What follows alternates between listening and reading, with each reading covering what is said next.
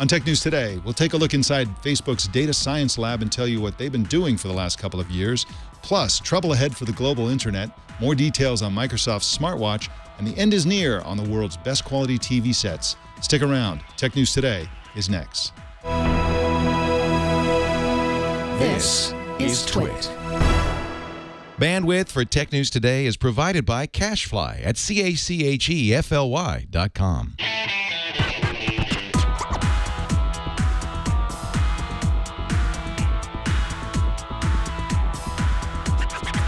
This is Tech News Today for Thursday, July 3rd, 2014. This episode is brought to you by Personal Capital. With Personal Capital, you'll finally have all your financial life in one place and get a clear view of everything you own. Best of all, it's free. To sign up, go to personalcapital.com/TNT. And by ZipRecruiter. ZipRecruiter makes hiring faster, easier, and cheaper. Post your job to 50-plus job boards with one click. Try ZipRecruiter for a free 4-day trial now at ZipRecruiter.com/TNT. That's ZipRecruiter.com/TNT. Tech News Today is the show where we talk about the tech news with the journalists who report it. Welcome to Tech News Today. I'm Mike Elgan. Jason Howell is off, and Anthony Nielsen is filling in. Our co-anchor today is Elise Hugh, coming to us live from Jamaica. Welcome, Elise. Thank you, Mike. Every once in a while, you'll see the breeze sort of just blow my hair back. It's a really nice effect. You know, there it went. There was. Leo's in Hawaii. You're in Jamaica. This is just the world is not a fair place. So you're there having a good time, and I appreciate you Skyping in to do the show today. I think this is the first time anybody has come in from Jamaica. We've talked to people in Rwanda, all over Europe, Beijing, all over the world, but never Jamaica. So you're making history here today. I'm a real trendsetter, Mike. That's right. You can't help it. What are you going to do? Well, let's jump into the news. Facebook's controversial study on whether mood is contagious on social networks is just one of the many conducted by Facebook's data science group, according to an article published this morning in the Wall Street Journal and written by Reed Albergotti. Reed joins us today, and we also have Jules Polonetsky, who is the executive director of the Future of Privacy Forum. Welcome to both of you. Thank you. Thanks for having me. Reed, now you opened your piece by talking about a Facebook experiment where users were told they were being locked out of Facebook until they could prove that they were legitimate users and human beings. Can you tell us about that story, that experiment that they did? He should do a story on Skype and how it constantly freezes up. Yeah. All right, we're gonna. Right, yeah. Yeah, we're gonna get him back in just a sec. Anthony's working on that. So let me ask you a question, Jules. Now, this whole Facebook's experiment story, where essentially they were tweaking the news feeds of users, a small number of users for a short period of time, just a week, and this happened about two years ago. They tried to affect the moods of people by altering whether they would get primarily positive or primarily negative items in their news feeds to see if people would then turn around and post either positively or negatively. They concluded that, in fact, mood is contagious, that positive posts lead to more positive posts, and so on. And it's been very, very controversial. Now, Jules Polonetsky, do you think that the outcry over this story is overblown? Are people making a big deal out of nothing, or is this a serious issue? Look, clearly this struck a real nerve. But I think it would be a mistake, not to, recognize why was Facebook doing this? There was a meme, I guess, going around a couple of years ago that we all actually got depressed when we saw all the fun things our friends were doing on Facebook because we weren't having as glamorous lives. And so, clearly the purpose of this experiment was to actually understand what the effect of seeing these sorts of things are. And so that's actually, kind of interesting, whether or not it was the right thing to do. Clearly, given the reaction and the deep nerve that it hit, not. But I think it would be a mistake to solely look at this as is this particular experiment by Facebook the right one, right? It's clear that there are thousands of experiments probably going on right now by companies that provide products and services to us. Increasingly, this is more than, did you click on an ad that was targeted? It is, does this service, which maybe is intended to track my fitness, maybe is intended to help me be more efficient, how does it perform? How do we make it work better? Or are there things we can learn about the world? So we're entering this incredible world where I think users haven't, and philosophers and academics and all of us who think about policy haven't sat back well enough and said, oh my goodness, what is the effect of a world where companies are personalizing things for us, testing, understanding our behavior, conducting almost every day these giant experiments, whether it's to make their service better or whether it's to discover new things. And how do we want that to work? I mean, these are clearly not government-run experiments that are subject to these very specific oversight boards. What do we want from a world where our search results are different, the ads we see are different, the content we see is different, our interactions with our friends are different? We need a model, and Facebook, I think, exposed it, but we need to sit back and actually figure out what we want for the future of how data is being used. Do you think, as I actually tend to think, Jules, that there's a difference between companies that do experiments, A/B testing, or change people's moods? For example, commercial might be intended to make you feel good, feel happy about McDonald's or whatever the commercial is for. Is there a difference between that sort of activity on the one hand and activity that Facebook is involved with here that actually affects what your relationships are? I mean, we all know that many of our relationships, whether it's with old high school classmates or former coworkers or extended relatives, take place exclusively on Facebook. And Facebook has the power to terminate relationships for all intents and purposes, or to enhance them, or to change the tenor of them based on how they do newsfeed filtering. And here they're taking that enormous power and possibly being irresponsible with it, with a small number of people, for the sake of an experiment that has not been exposed or explained until recently. Is that different when they're actually in charge of the nature of our relationships to a certain extent? Clearly, if there was a board of ethicists or lawyers or policymakers or sociologists who were sitting and who were being exposed to these decisions, clearly this is one where we hope people would say, you know what, this one is a big mistake, let's not do this. But I can think of another one that Facebook did where everyone seemed all excited about it. And in some ways, it's maybe as sensitive, right? They had a campaign to encourage organ donation, which is a hugely, impactful thing for individuals and society.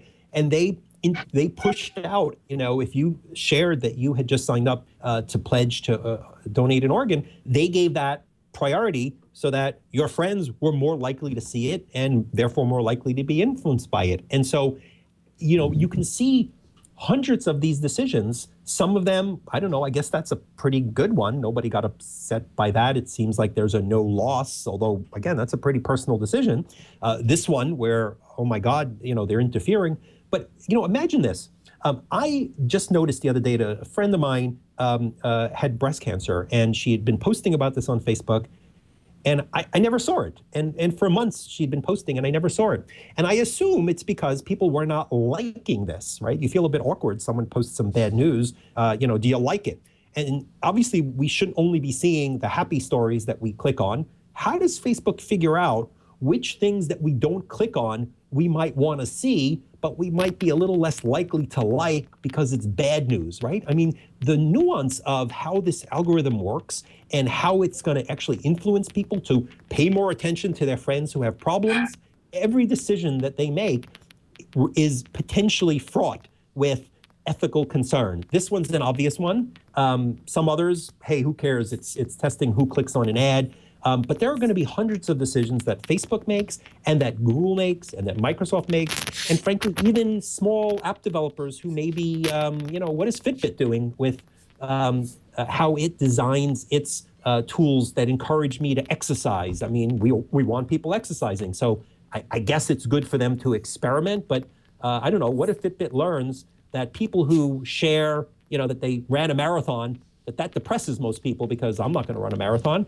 But people who share that they've done modest exercise, I mean, what are the boundaries? So we need boards of ethical process. I was a chief privacy officer many years ago when that role was first created at DoubleClick. And my job was to try to figure out not only what was legal, but what are the responsible things that we should or shouldn't be doing? Mm-hmm. Maybe we shouldn't create a profile. Hey, this guy looks like he might want some Viagra because of the kind of websites he's looking at, right? That seems kind of really creepy. Let's not do it.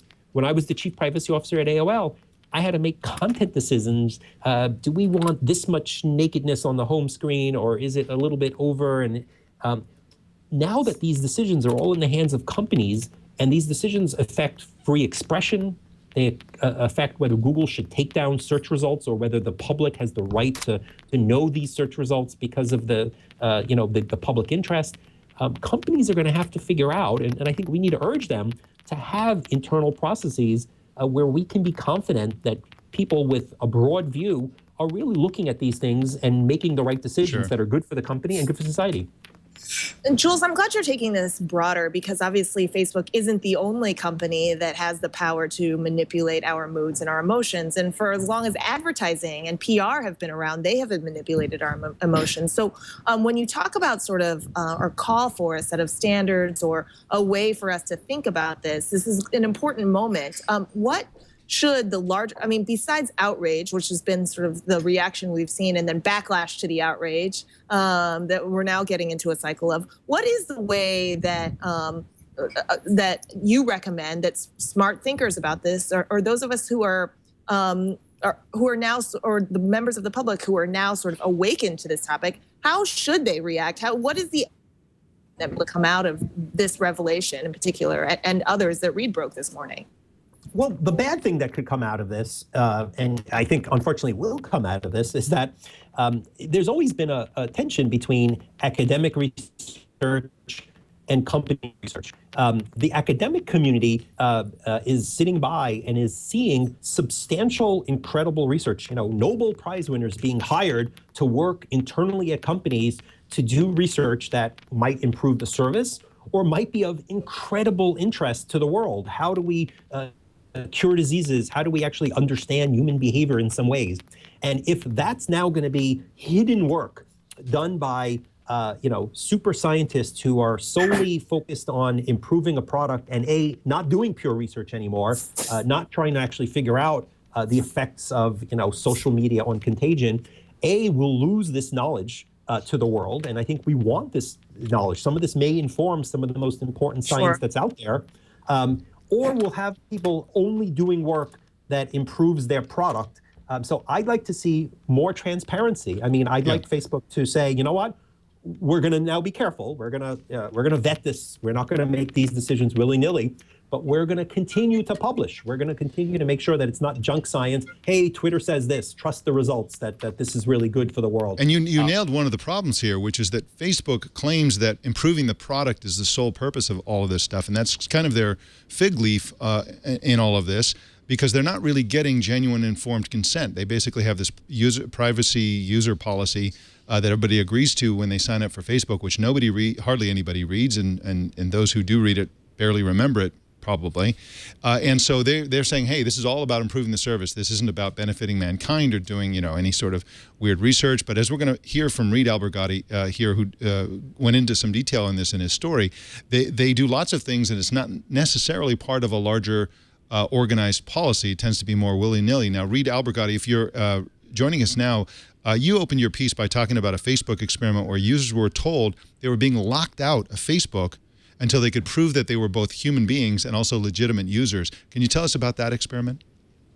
Well, again, that experiment was designed to improve the Facebook product. They have these anti-fraud measures, and sometimes real people, legitimate users, are caught up in the anti-fraud measures. So what Facebook was doing here, they wanted to see how people reacted to this when a real legitimate user gets knocked off the service. All those people were ultimately let back in, but some of them had to actually send in government IDs to Facebook. And I just thought this was a fascinating look. This research was never studied. It was never talked about publicly, but I think it's an example of the kind of stuff that happens every day within Facebook, and data scientists are working on these types of projects. And I think what this,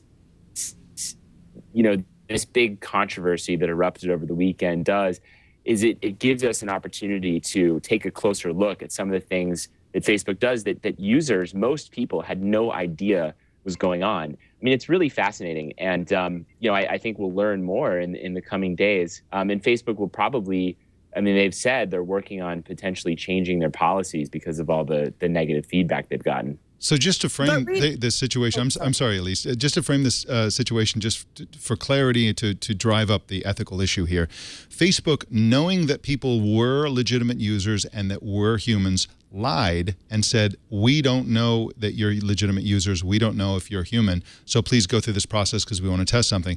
They're essentially falsifying information. And that's related to a question we got from a Tech News Today fan who wrote an email to us. His name is Kevin Berg, and he points out that the Facebook terms of service allow the use of personal data, but they don't grant permission for the manipulation or falsification of data for the purpose of research. And he asked if those are two different things. So are these ethical issues the sort of either the manipulation of data as opposed to the mere use of data, and also the kind of falsification or the putting up a false front for the purpose of this research? Is there an ethical line to be drawn there, Reed? Well, I think you're talking about a legal question, and the terms of service may not be clear enough right now to answer that legal question. We'll see if there's any litigation that comes out of this. But there are certainly ethical implications to all of this. And I think that's really what Facebook has to address. Right now, it's a huge public relations issue. And there are academics calling for a separate terms of service for research being conducted. So, if you're going to be included in a research pool, you have to give a separate permission and then be debriefed on the research that you were included in afterwards. I don't know if that's feasible just looking at the volume of research that Facebook's doing on a daily basis. Reed, from your reporting, is there evidence that what Facebook is doing in terms of research on its billion-plus users is more significant, or does it conduct more research that raises ethical questions than, say, LinkedIn or Google or other companies that we opt into? Oh, I think Facebook, by its nature, raises more ethical questions than any other research, both because of the volume, like you said, almost 1.3 billion users around the world, and also because of the nature of the information that we're all giving to Facebook every day. Very personal information about our relationships, our friends and family, our recreational activities, our social lives, our dating lives. All of that information is hugely valuable to social science researchers. And I think both because Facebook's, seems to be more willing than some other companies to share that and publish that research, and also just because it's so personal, they are really being singled out here. But certainly they're not the only company doing research on human data. And Jules, I have another question for you just in a sec, but I want to ask Reed Albergotti one more question, and that is, Reed, if you could please characterize the way that these research projects come about. It's not really an organized process, is it? And to a certain extent, researchers are given enormous latitude and freedom to choose what the project is, to choose how it's carried out. They can go ahead and just carry it out, and then later on they can publish the study or whatever. But can you characterize what that general process is, or what we know about that decision-making process for these studies? Well, the process has evolved, according to Facebook, over the last couple of years. When this controversial study was conducted, a former data scientist at the company went on the record with us and talked about it, and he said there really was no oversight, and they could really do whatever research they wanted to do. And obviously that may have gotten them into hot water here. But over time, and since the beginning of this year, they have had some oversight. Now, Facebook hasn't really shared with us all the details of that oversight. They haven't, told us who is on these oversight committees. It seems like there are two of them, one that looks at all the research and another that looks at specifically academic research. And so we're really pressing them. We're trying to get those questions answered. Who are these people? What is the actual process like? And I think that the process will change in the coming weeks or months as they review all of the feedback they've gotten. Interesting. Now, Jules Polonetsky, what would you advise Facebook, or what would you advise for this board that you suggested for what the boundaries are for companies like Facebook in the doing of research? For example, should they be allowed to lie? Should they be allowed to make people upset? I think that's called trolling, actually, when other people do it. What should the rules or boundaries be for research when conducted by companies that own social networks?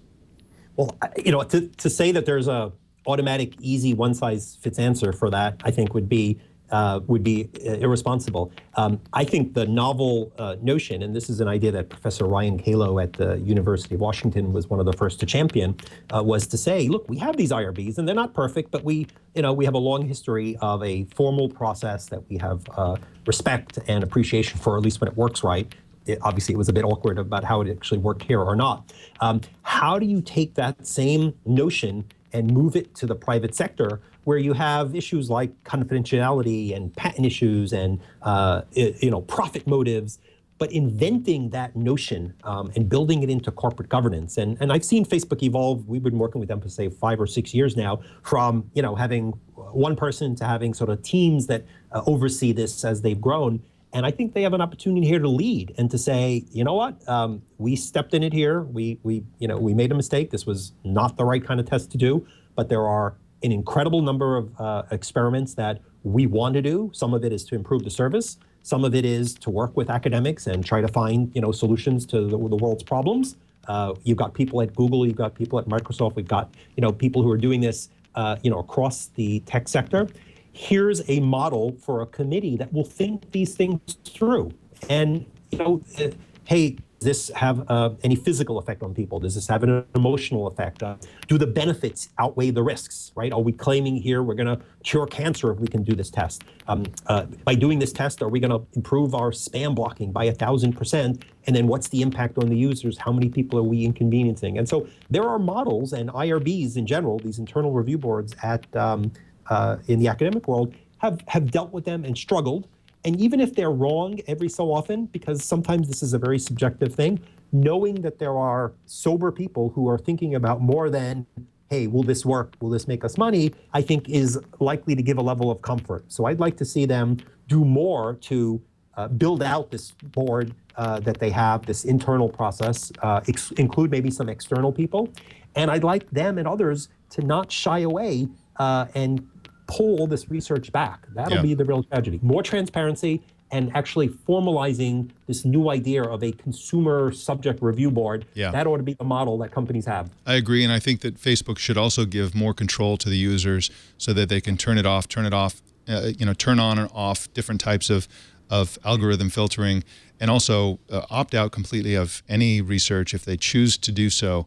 I think that'd be really nice. Well, Reid Albergotti is at WSJ.com and on Twitter at Reid Albergotti. And I want to thank you, Reid, for coming on the show today and talking about your piece.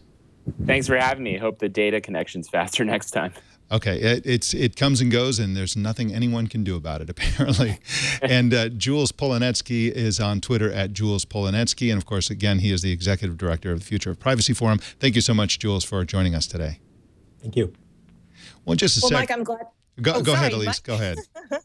I was just saying that I was glad that Jules brought up the ideas of free expression and privacy because that ties into a lot of the things that our next story is about. But I didn't want to jump on you there. So, Mike, go ahead. Hold on to that story. I'm going to do a quick ad. We'll take a break. I'll do an ad, and then we'll come back and talk about your story, which suggests trouble ahead for the internet. It's not the happiest story we've ever reported, but we'll get to that in just a sec. Right now, we're going to do an ad for Personal Capital, one of our sponsors today.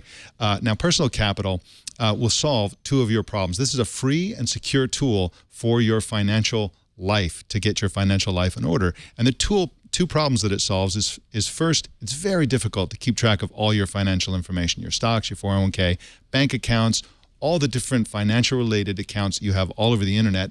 How do you get a clear view of what's going on with your money? And the second problem they solve is that you're probably paying someone to manage your money, and you're probably paying way more than you need to. Personal Capital brings all your accounts and assets onto one single screen. You plug in all your different accounts, and it all comes into one place so you can get an intuitive grasp of your entire financial world. It also shows you how much you're overpaying in fees, and helps you reduce those fees. You'll get tailored advice on optimizing your investment.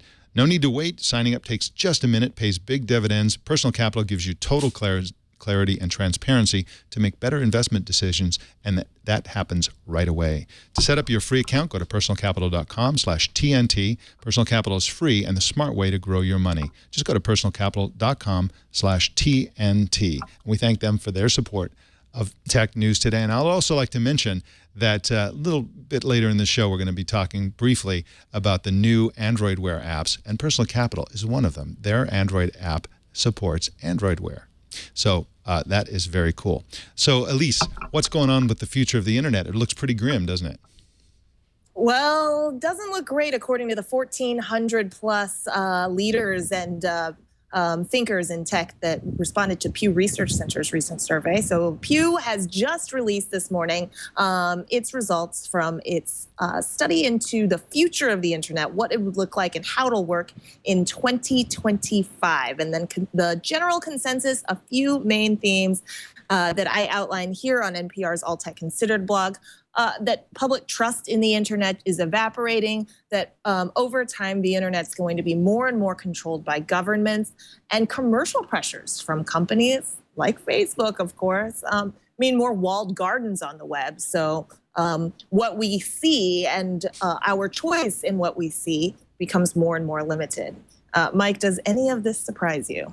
Not really. I mean, we covered the different parts of the elephant on different news shows. They come up in isolation. For example, we've been talking about the European, and we will also in a few minutes talk additionally about the European right to be forgotten. That's one example of a very free and democratic part of the world actually crafting its own rules for that, how the internet works, and essentially it's censorship that doesn't exist outside that area. And then you have despotic regimes, you have heavy censoring governments like the Chinese government. You have all kinds of political and religious objections. You have countries banning different social sites, like Turkey banning Twitter and YouTube and Facebook and so on. And it just keeps turning up and up and up. And of course, there was the Canadian case where a Canadian judge ruled that Google, no other search engine, just Google, was required to eliminate all links and references to a specific company now in perpetuity into the future and for the entire world. This didn't affect just Canada. They ordered Google to block this worldwide. And that those kinds of trend lines, plus the list that you mentioned that I didn't mention, all sort of are leading to this eventual result, which Pew talked about and which you wrote about on NPR.org, and it's not a good result when you look at it globally, especially. I mean, you can understand, you have an authoritarian regime somewhere, and they're going to have censorship on the internet. That's terrible. But then when you look at the global and cumulative effect of all these different factors on the entire global internet, it's not the internet that we once imagined it to be. Right, and the people who are fighting the fight, in fact, admit they're probably losing. I interviewed not too long ago the executive director of Mozilla Foundation, so the foundation side of Mozilla Corporation, and he said, "Listen, there's a small number of us that are fighting for these principles. We've come out with this with our version of a phone OS, but it's not." Getting picked up in the same way that Android and iOS is. And so it's questionable whether the next billion who come online, maybe on mobile only, will be able to sort of see beyond the walled garden that Android presents it or Apple presents it. And it kind of ties into our earlier segment, Mike, which is the idea that Facebook sort of limits what you get to see about other people's personal lives or things that you might want to see about your friends. So it raises this question of the promise of the internet originally, which is sort of make anything and share it widely. And who really gets to share it? How fast is that? How fast are the connections for various types of content? And it sounds like, especially with net neutrality here in the U.S., just to turn to net neutrality briefly, that there's a marketing problem. John Oliver, in fact, said the only two more boring words than net neutrality are featuring Sting. Yeah, here in the U.S., you're in Jamaica. Just look out across the water, and you will know that for sure. Well, that was a great piece, and everybody should read it on npr.org. I really enjoyed it. You really boiled down a whole lot of data into a very concise accounting of what they reported and what's going on there. So I enjoyed reading it, and that was great stuff. Everybody should read that. Well, Paul Thurrott, writing on a super site for Windows, reported today that Microsoft's upcoming smartwatch will be a fitness band similar to the Samsung Gear Fit but that it also displays smartphone notifications, a kind of hybrid device that looks like a fitness band, but with some of the features of a smartwatch. That actually sounds like a good approach. The report is based on unnamed sources who also said what previous reports have revealed, which is that it will work not only with Windows phones, but also iPhones and Android phones. Thurrott is a host of Twit's Windows Weekly Show, Wednesdays at 11 a.m. Pacific and 2 p.m. Eastern. In other smartwatch news, Google posted Android Wear apps on the Google Play Store in a new section devoted to that platform. There are now 23 Android Wear apps on the Play Store.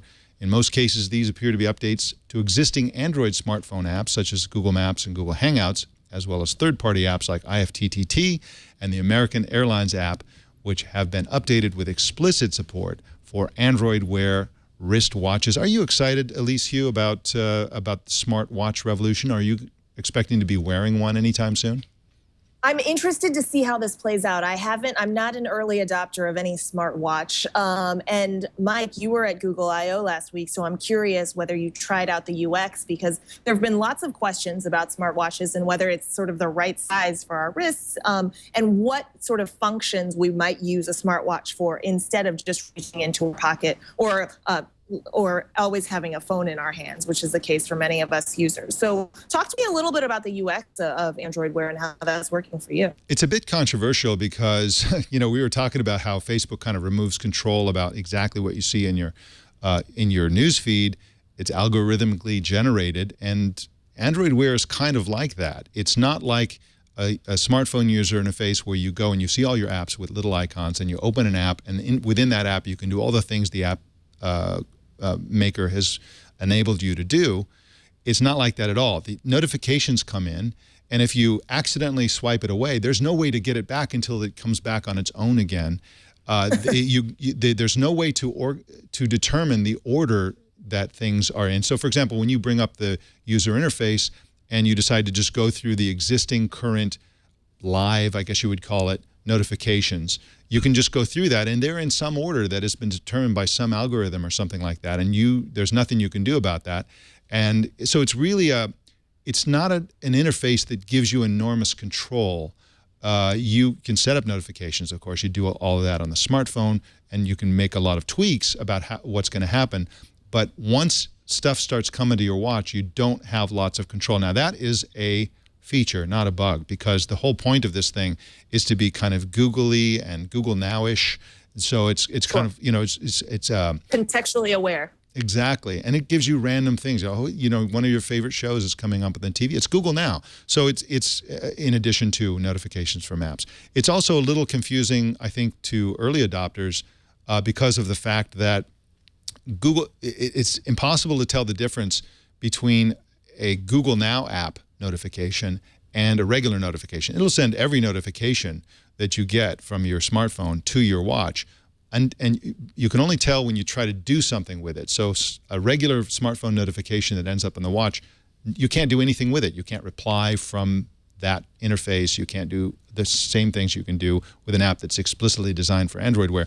So that's a little confusing, but on the whole, the Google Now user interface is fantastic, I think, for a wristwatch. And the smartwatch idea is, you really feel it when you start wearing one. It's one of those things like the iPad, I guess, like the multi-touch user interface when Apple introduced it to most of us in 2007.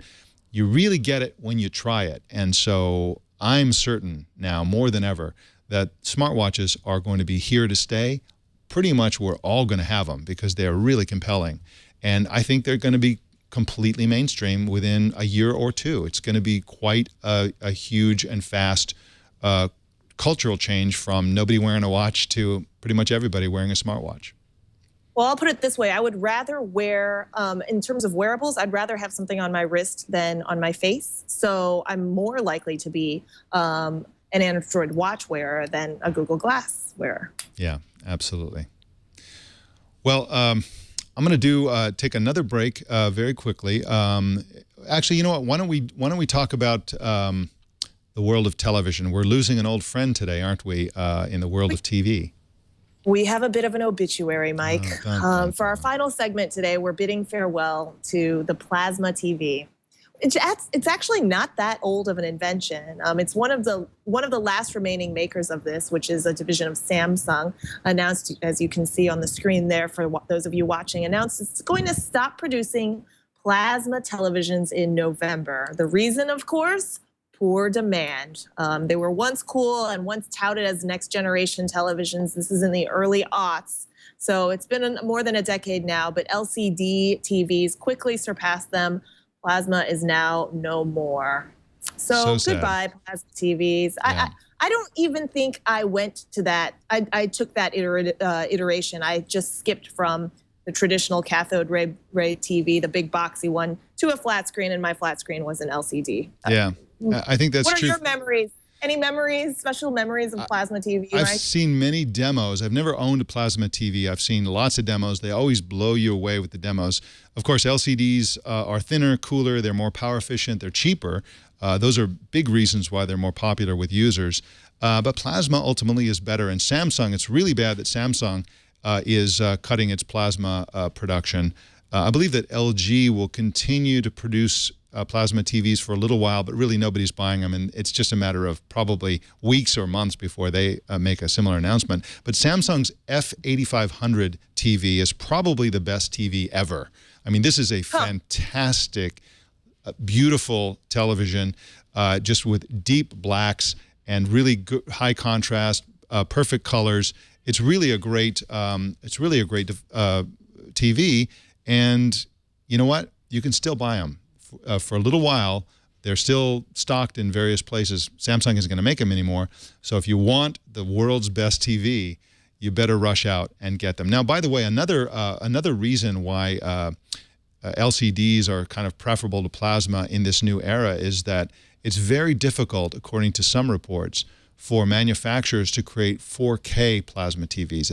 It can be done, but it's a very difficult process. And so I think, consumers aren't buying them, and manufacturers are like, you know what, this is too hard anyway. Let's just forget the whole thing and stick with the LCDs.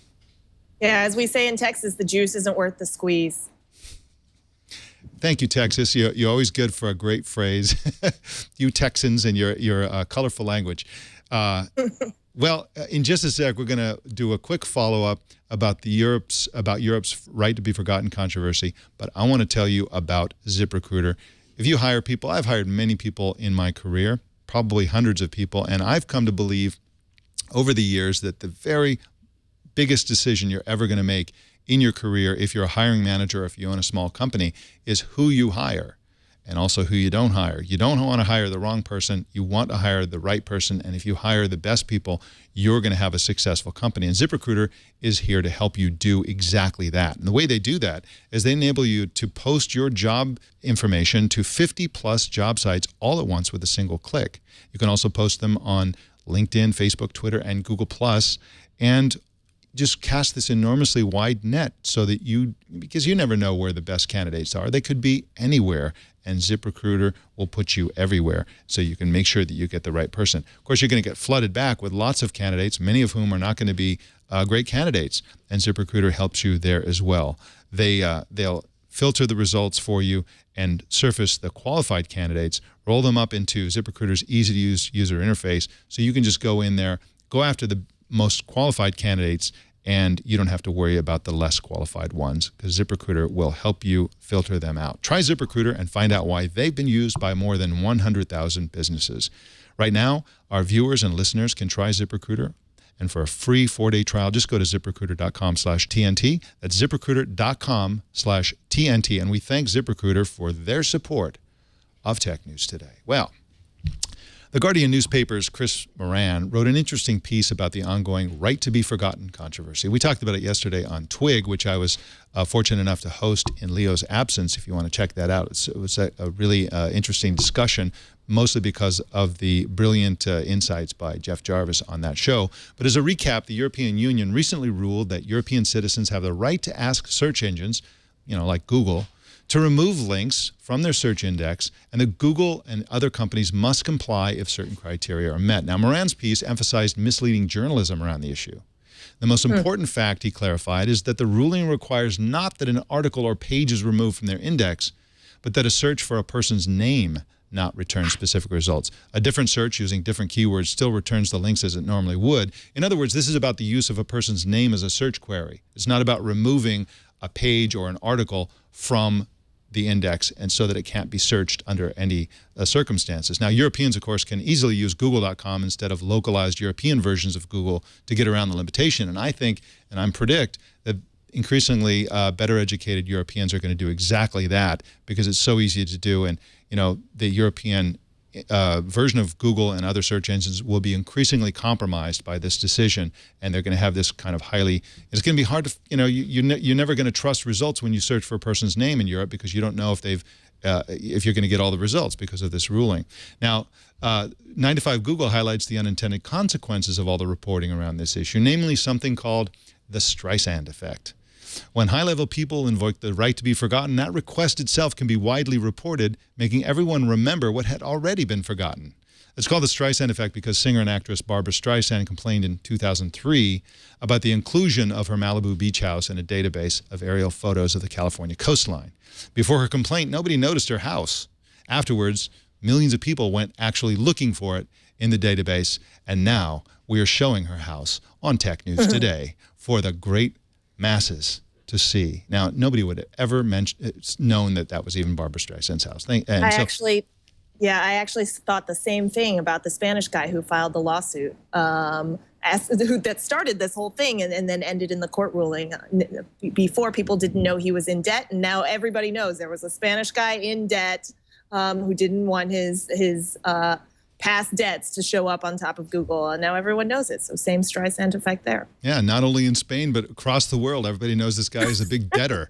I mean, right. It's just, it's awful. And, you know, it's hit or miss with some of these, some of the people, you know, the thousands of requests are being filed all the time. So the vast majority of people are not going to be exposed to the public. But the higher level the person is, the more prominent they are, the more likely the Streisand effect is going to take place, and that you know, that this is just going to be huge news that will never be expunged from the internet, just multiplying the references to whatever it is they're trying to erase. So do it carefully if you're a famous or notable person, because it could really backfire. And, you know, who wants to be like Barbra Streisand? Of course, I wouldn't mind having the Streisand effect if I could live in that house. Right, exactly. Right. Look at that house. That is nice. And that's in Malibu, too, a very exclusive neighborhood. Well, that is the tech news today. Elise, Hugh, when you're back into the United States, where can people find your work? You can find my work at npr.org. I blog at All Tech Considered, and I'm on our national programs. All right. Well, thank you for making us all intensely jealous of your lovely time in Jamaica there. And thank you for coming on the show, even though you're in a very beautiful and relaxing place where you probably have other things you could be doing that are very pleasant. So thanks again, and we'll see you next Thursday. See you next Thursday. All right. You can subscribe to Tech News Today on iTunes, YouTube, Feedly, Yahoo RSS, or many other options. You can choose your favorite way to subscribe at twit.tv/TNT. And please follow us on Twitter. Our Twitter handle is Tech News Today TV. And please join our Google Plus community and also circle our page. Just search Google Plus for Tech News Today. We're big Google Plus fans here at Tech News Today, and we read every word that you post there when it's referencing the show. And we want to hear from you. Please send us email at tnt@twit.tv or leave us voicemail by calling 260-TNT-SHOW. And don't miss our evening newscast, Tech News Tonight at 4 p.m. Pacific tonight and every weeknight right here on the Twit Network. Now, tomorrow is Independence Day here in the United States, so we won't be recording a Friday show. We wish all of our American fans a fantastic 4th of July. My name is Mike Elgan. Thanks for tuning in. We'll see you Monday.